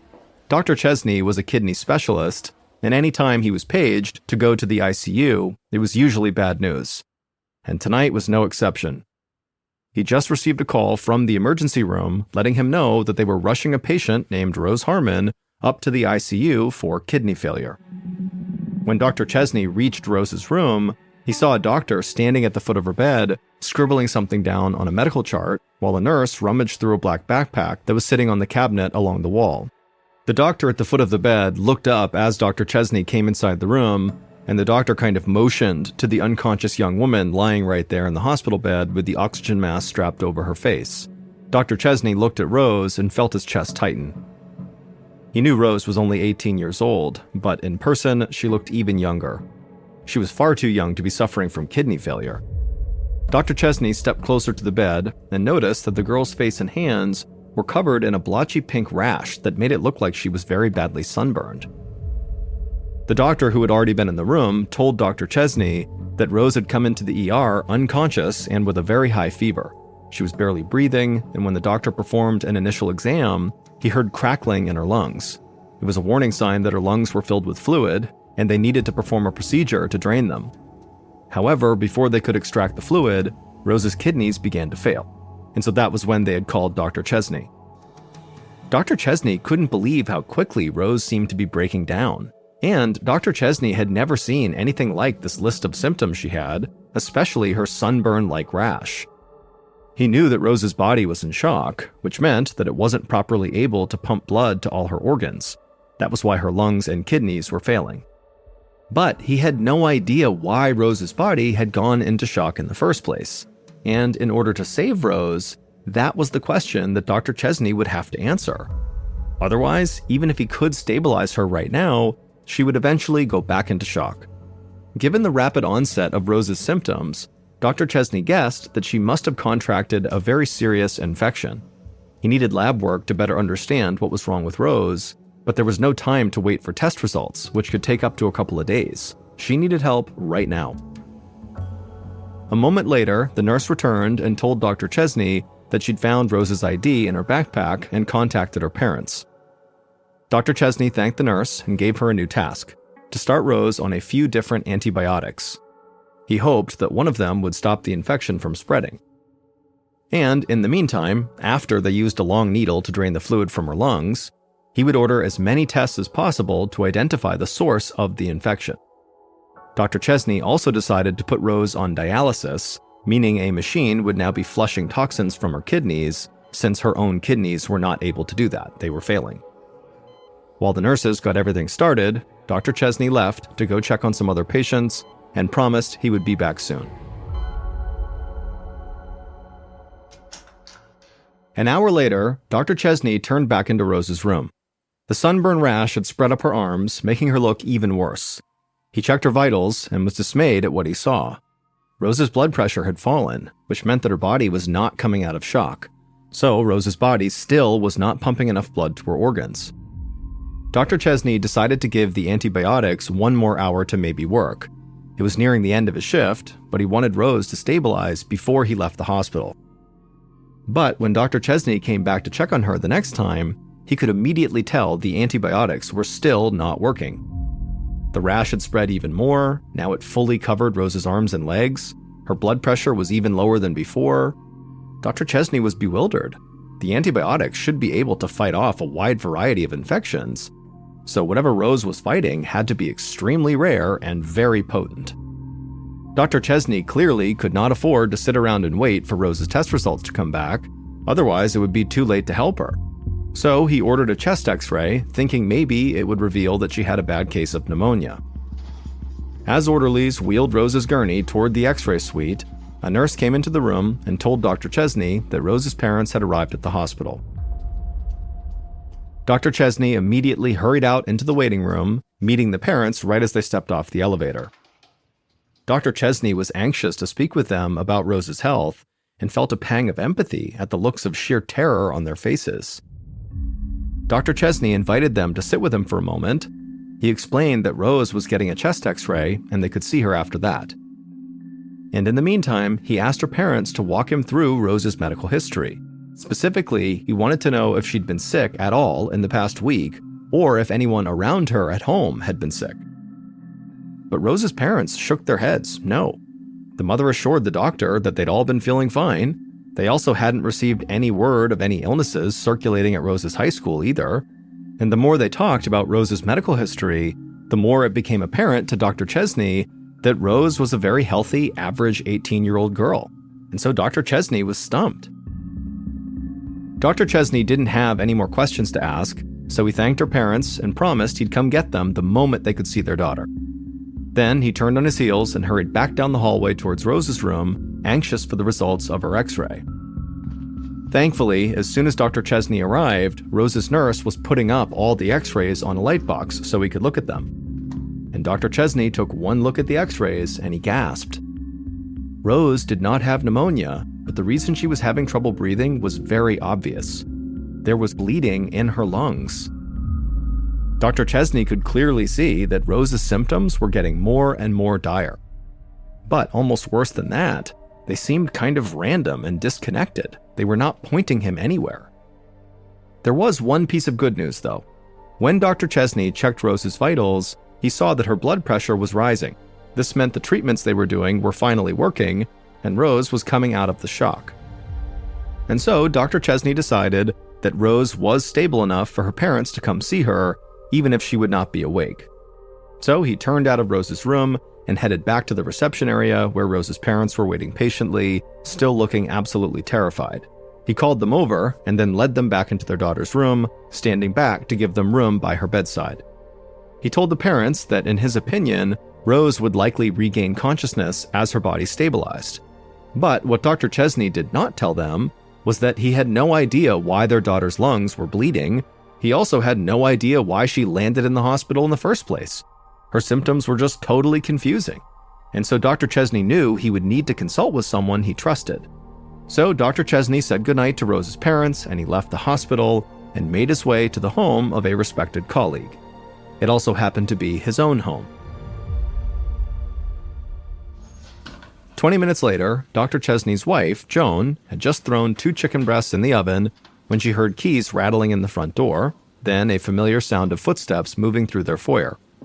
Joan turned to greet Dr. Chesney as he walked into the kitchen and threw his car keys on the built-in desk near the fridge. He had a distant look on his face as though he were lost in thought. Joan frowned.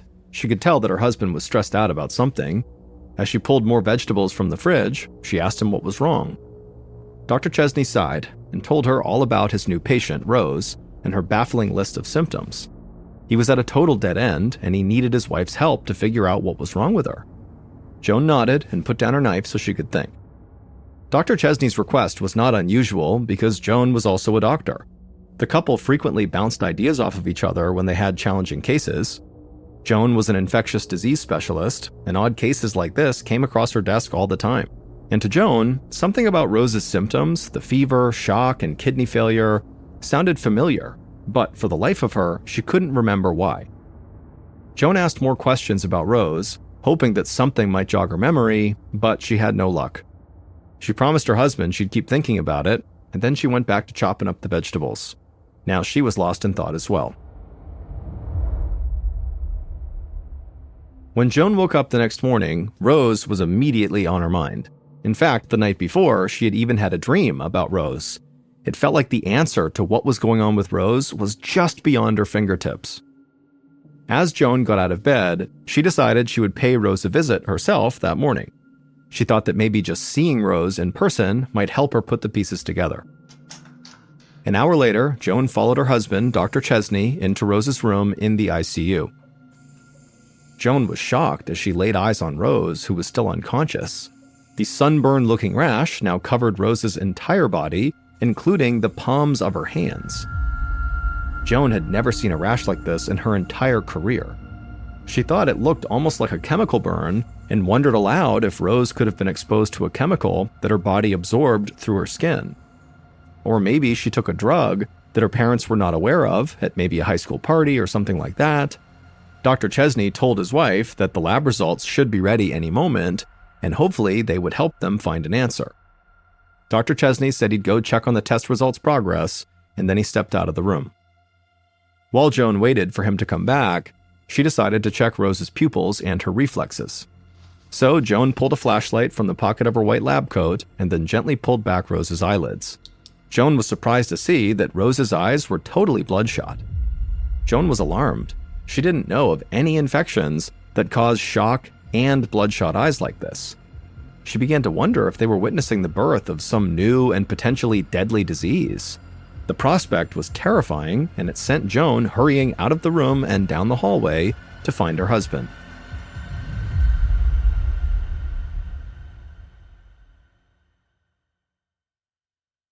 Two mornings later, Joan was on her way out of the hospital to attend a local conference on infectious diseases. Rose's test results had finally come back, but they were inconclusive. Thankfully, Rose had finally woken up and was stable for the time being, but Joan and her husband were not any closer to solving her case. Joan hoped that talking to some colleagues at this conference might help her come up with some new ideas. But before she could leave the building, she received a page calling her down to the ER. This was unusual. She wondered why an infectious disease specialist would be needed in the emergency room. But in the pit of her stomach, she feared she already knew the answer, that she was right, that Rose was suffering from some brand new deadly disease, and now it was spreading, and so they might have new patients downstairs. Joan hustled across the hospital, anxiety really starting to settle in. Moments later, she rushed into the ER to find another young woman lying on a gurney covered in a sunburn-like rash who was also struggling to breathe. An ER doctor was helping two nurses wheel the patient into a hospital room. As Joan walked beside them, the doctor told her that the patient was a 15-year-old girl who had collapsed in her kitchen. Like Rose, this new patient had developed her symptoms suddenly, and her parents had rushed her to the hospital right after she'd collapsed. Joan suddenly felt a knot in her stomach. She knew that two young women with the same bizarre symptoms could not be a coincidence. But she didn't have time right now to worry about a potential new epidemic. The patient in front of her was crashing. Joan followed the ER doctor into the patient's room, and as she did, she told the doctor the exact cocktail of IV fluids and dialysis that her husband, Dr. Chesney, had given to Rose. The ER doctor thanked Joan for saving him a call up to the ICU. Joan gave him a grim smile. She knew this treatment she had suggested would likely stabilize this new patient for the time being, but she knew it would not cure her. Joan looked down at her watch and realized she might be late for this conference, and so she needed to leave right now. She needed to attend this conference really for the sake of Rose and this new patient. Joan hoped that one of her colleagues at this conference might recognize the symptoms these two girls were showing and be able to help figure out what was making them sick so they could finally treat them and cure them. An hour later, Joan walked into a large lecture hall, a styrofoam cup of coffee in her hand. The desks had all been arranged in a big circle, and so Joan took a seat on the far side of the room. There were already a few colleagues getting settled, and so Joan waved at a friend as she set her things down and took out her notepad. All morning, specialists took turns presenting cases that involved different infectious diseases. Some had been solved, and others still needed to be diagnosed. They were all interesting, but it was the last case that caught Joan's attention. The speaker handed around copies of a file for one of his current patients. She was a 25-year-old woman, also local to the area, and just like Rose and the 15-year-old girl at the hospital, this patient had also experienced sudden kidney failure, a high fever, and a sunburn-like rash. The presenter broadly described the diagnosis as kidney failure with shock, although they had no idea what had caused her kidneys to fail in the first place. As soon as the presentation was over, Joan hurried over to the last speaker to talk to them about their patient and maybe compare notes. The two doctors looked over the patient's files together, and quickly they saw all three cases were basically identical. The other doctor looked at Joan hopefully and asked if she'd been able to figure out what was making these young women go into shock. Joan just shook her head. She said she was still trying to figure it out, and in fact, that was why she had come over to talk to this doctor, because she was hopeful that they had the answer to what was going on. And so Joan silently ran over the symptoms again in her head, trying to put the pieces together, and then out of nowhere, it just clicked. Suddenly, Joan remembered where she had read about this disease before, in a journal article published a year earlier. That was why, when her husband, Dr. Chesney, had come home and first told her about the symptoms Rose was showing, they seemed so familiar. This article was the reason. Joan quickly thanked her colleague and promised she'd be in touch. Then she hurried out the door and drove back to the Madison Medical Center as fast as she could, and then nearly ran to her office. Once she got there, she began rummaging through the stacks of articles and journals that she'd spent the past 2 days piling up on her desk. Finally, she found the one she'd been looking for. It was in a medical journal called The Lancet. Joan flipped through the pages and found the article that had been published a year earlier. It described the case of an adolescent girl who'd suffered the exact same rashes and other symptoms as Rose and the other 2 patients. The article described how the girl had contracted a strange new illness caused by a potentially deadly bacteria that entered her body through an open wound. The result, the researchers concluded, was a disease that had never been seen before. Joan tapped her foot, thinking. The symptoms matched, but neither of her patients had any open wounds on their bodies. There was clearly some piece of the puzzle that was still missing. Joan decided to order one more test for both Rose and the 15-year-old girl to see if they were infected with the same bacteria as the girls referenced in this article. In a day or 2, she would know whether her current cases and the cases from this article were actually linked. But in the meantime, she knew that if there were already 3 cases of this potential bacterial illness, there would be more. And so she decided it was now time to call the Wisconsin Department of Public Health and tell them they had a potentially very big problem on their hands. The next afternoon, Joan was sitting in her office catching up on paperwork when a tall man wearing a nice suit knocked on her doorframe. He looked anxious and out of breath as he introduced himself as Dr. Jeff Davis, an investigator with the State Department of Health. He'd spent the entire morning interviewing family members of the 3 women affected by this mystery disease. Joan stood up immediately and thanked him and said, "Please come in and sit down," but Dr. Davis just shook his head and said he couldn't stay. He just wanted Joan to know that he did find a link between the 3 cases. Dr. Davis explained that the 3 patients had almost nothing in common. They didn't eat the same things, they didn't go to the same places, or live similar lifestyles. The only thing they shared was the fact that they were all young women. And so he thought that they could have something in common biologically, and he'd wondered if maybe they had all been menstruating at the time they got sick. So he checked their charts and learned that yes, all 3 were having their period when their symptoms developed. Also, Rose, who was now able to speak, would tell Dr. Davis that she actually remembered getting a similar looking rash on her body the month before when she had her period the last time. This was a promising link, but Dr. Davis said he didn't know what it meant, or if it was even relevant at all. After he was done speaking, Dr. Davis just looked at Joan expectantly, as though she could now solve the mystery. But Joan wasn't sure what to say. It didn't make sense. There was nothing about a period that would make these women so sick. But Joan knew that this connection was really all they had to go on, so she couldn't just dismiss the theory outright. And so instead, she took a seat and picked up Dr. Davis's notes from all the family meetings he had just had, and she began to read over them. The next morning, Joan stepped into her office to find the lab results sitting on her desk. She felt a rush of energy as she grabbed them and began scanning the documents in her hand. It would turn out both of her patients, Rose and the 15-year-old girl, had tested positive for a life-threatening infection from bacteria called Staphylococcus aureus. This was the same bacteria that infected the girls in the Lancet article Joan had read, which meant Rose and the 15-year-old girl had the new syndrome outlined in the article, which the researchers named toxic shock syndrome. Joan breathed a small sigh of relief. At least she knew what she was treating now. She hoped that with enough specialized care, both of her patients lying in the ICU would make a full recovery. But Joan still had a very big problem. She still didn't know how her patients could have contracted the deadly staph infection in the first place.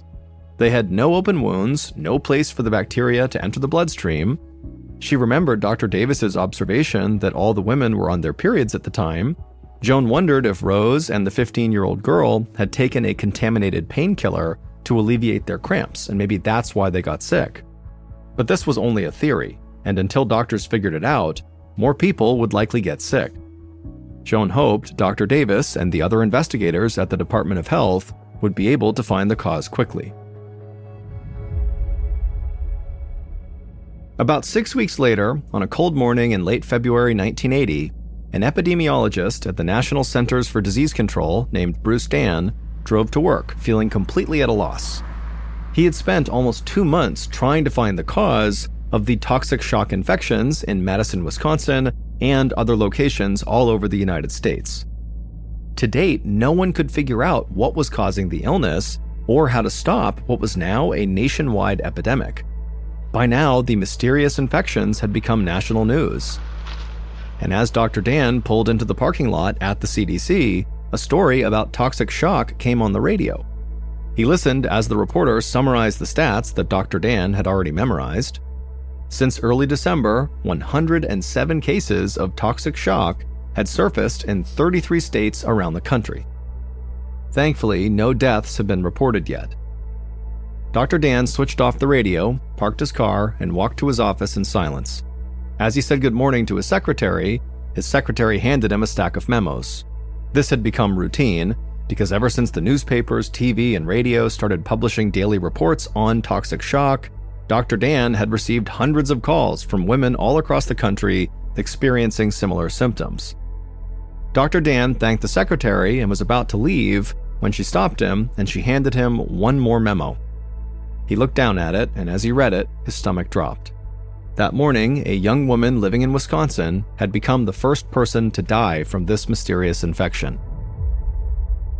This woman was not one of Joan's patients, so she was not Rose or the 15-year-old girl, and in fact, by this point, Rose and the 15-year-old girl had actually fully recovered and were back with their families. But now it was clear to Dr. Dan that this infection could turn deadly, and Dr. Dan had been too late to stop it. He walked into his office so upset he wanted to kick his desk chair. He had always been very motivated to solve this mystery, but now his motivation was through the roof. He decided it was time for drastic action. He would find the answer to this riddle no matter the cost. Over the next few weeks, Dr. Dan and his team made thousands of phone calls interviewing women who were being treated for toxic shock. They also talked to young women who were not getting sick for comparison. At the end of each day, Dr. Dan would spend hours in his office reading the notes taken during each of these calls, searching for anything that stood out. Meanwhile, the number of toxic shock cases mounted. Within a month, more than 100 serious cases had been reported, and this only motivated Dr. Dan to work harder and stay later, losing himself in his notes. And finally, after 4 weeks of hard work, Dr. Dan found a link. He discovered that all the women who developed toxic shock syndrome used tampons when they menstruated, not pads. Dr. Dan sat at his desk, scratching his chin. He knew he was onto something. Granted, tampons had been on the market for more than 50 years. In fact, 50 million women used them every month in the United States alone. Out of that 50 million, only several hundred had gotten sick. So clearly, the vast majority of tampons were causing no problem at all. Dr. Dan rapped his pen on the desk, thinking, and he wondered maybe it was just one brand of tampons that had somehow become contaminated in some way. And so he decided to begin calling tampon manufacturers, and what he found would finally solve the mystery. As Dr. Dan and his colleagues conducted their surveys, they discovered that in about 70% of the toxic shock cases, the women used tampons from a brand called Rely. Specifically, they used the heavily absorbent version. At first, this didn't make sense to Dr. Dan. Rely had introduced the heavily absorbent tampons 6 years earlier, in 1974, but there was no evidence linking them to toxic shock until this outbreak had started in late 1979. However, right before the outbreak began, Rely began using synthetic materials. And the other brands, which accounted for the other 30% of toxic shock cases, also were using synthetic materials, just not as much. It turned out that while these materials allowed for much better absorbency, they also helped promote the growth of the bacteria that causes toxic shock. Once Dr. Dan discovered the link between Rely tampons and toxic shock, the CDC published an article with their findings. For Dr. Joan Chesney and her husband Russell, the study was a huge relief. Thankfully, all their patients had fought off the deadly infection, and now that the word was out, they were hopeful the outbreak would taper off. After some initial resistance, Rely superabsorbent tampons were finally pulled from the shelves in September of 1980. By that point, 772 women had developed toxic shock syndrome from using tampons, and the majority of them used Rely tampons. Tragically, 38 of those women died. Their deaths inspired new industry regulations to reduce the absorbency of tampons and also to print mandatory warning labels on the boxes. And since then, toxic shock syndrome has become incredibly rare, with only a handful of deaths every year.